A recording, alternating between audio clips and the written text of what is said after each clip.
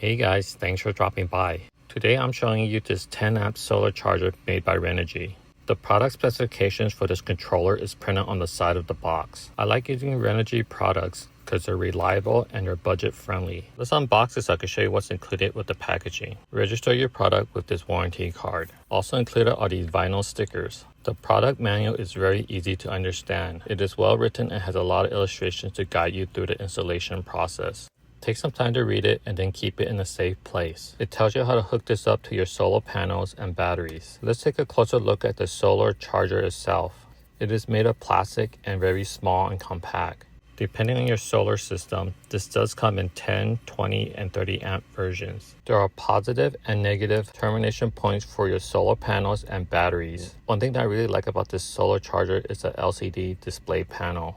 It's very informative and it has a backlit feature so you can read it at night. By default, when you first get this product, the termination points are in the closed position. You will need a Phillips screwdriver to turn it to the open position.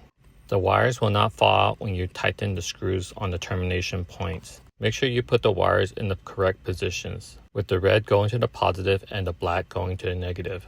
Otherwise, you may damage the unit if you reverse the polarities. Once the wiring is connected to your solar charger, then it's time to connect it to your batteries. I usually connect the black wiring, then the red. Once the wirings are connected, the solar charger will power up. The great thing about this charger is that it automatically detects the voltage of the battery that you're using. It will know if it's a 6, 12, or 24 volt. Battery status will be shown on the LCD display. It will show the voltage and if it's being charged. The charger supports 4 different types of batteries: lithium gel, standard, and flooded.